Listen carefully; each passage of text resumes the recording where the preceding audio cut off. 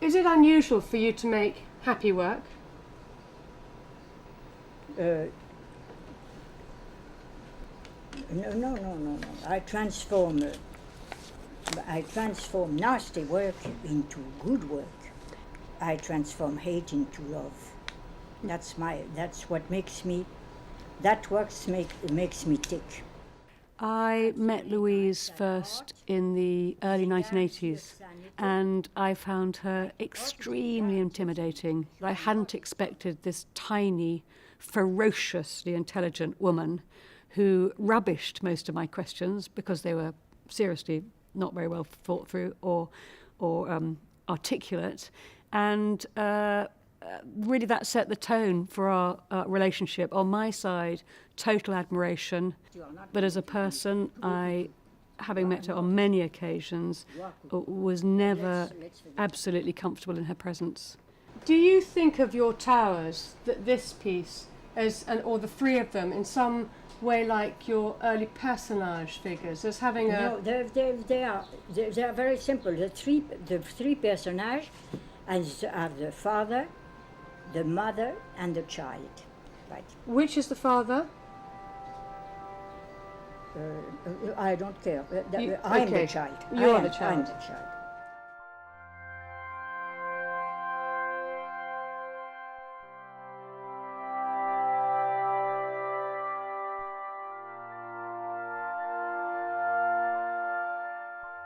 Louise was extremely intelligent, and emotionally she could be like a baby. I mean, she had these polarities coexisting.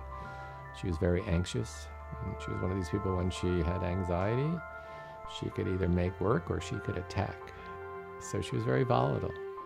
Art really did keep her sanity and her balance, because she could oscillate between extremes. The fate of the work is really to be destroyed. It is really what I want. I want to do the things and express my rage by breaking it. You understand that my dealer doesn't like that. And Jerry doesn't like that. Jerry works like a horse all day. Louise was very clear about why she was doing the things that she did in terms of her art. She would transfer her emotional states into the material. You know, she had a lot of aggression, a lot of frustration, and so she took the materials as a resistance that she was struggling against, and to cut something or to chip away at it or to separate it. And I think that was her need to express on the outside what she was feeling internally. This is the mistress showing off all in white.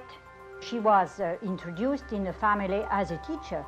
She slept with my father and she lived in the house. She was there for 10 years. The motivation for the work is a negative reaction against her. It shows that it is really the anger that makes me work. What I think is interesting about Louise Bourgeois is that she had this very sort of traumatic and vivid childhood. There is trauma there. And I think Bourgeois realised early on that she needed that trauma, that she fed off it, and that she needed to wake up every day with trauma and those memories. And, you know, some of her best works came out of addressing very fundamental traumas and sadnesses in her life. Louise was very depressed after the death of her father, and she began analysis. She did have a very difficult relationship with him, but it's quite obvious from her writings during the psychoanalytic period that she was really in love with him. And so a lot of her expression was really her frustration in a way. They were very close.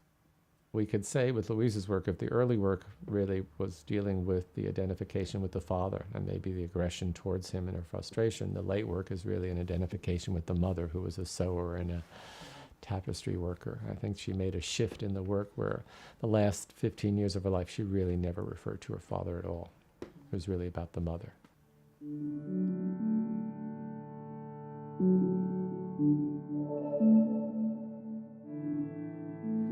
The spiders are interesting in Bourgeois. The first spider appears in a drawing in, I think, 1947.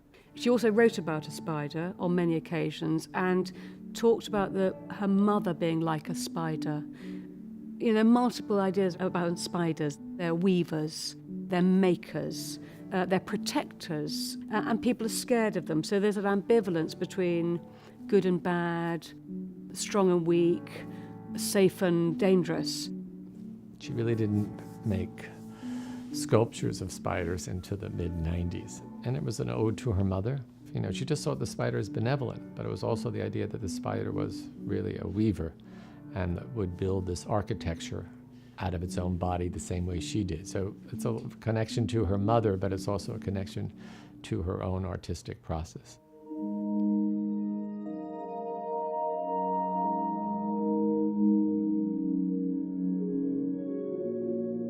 The themes that come out of Louise's work are themes to do with life and loving and living and suffering and dying, and they are profoundly human emotions. And a continuous iteration Louise is writing, and many of her titles is I do, I undo, I redo. So there's this idea that through life we make things, we unmake them, we remake them. Bourgeois' whole life was about trying, failing, and doing it again. Art was a form of sublimation. It was also, it gave her access in a way to sort of a hidden reality of who she really was. It's an emotional record in a way that she's given form to, and there are things that she cannot say. I think Louise lived in a visual world. The artist has the privilege of being in touch with his or her unconscious, and this is really a gift. It is the definition of sanity. It is the definition of self-realization, right? She described herself as a guerrilla fighter, and that image has stuck with me. There was so much she fought against, from early childhood, through adulthood, through middle age, you know, moving to America, having to fight her way as a woman. Making art saved her life in a strange way. It sort of, you know, was a form of therapy, and so she was lucky that she found something that she needed to do that was also, you know, life-saving.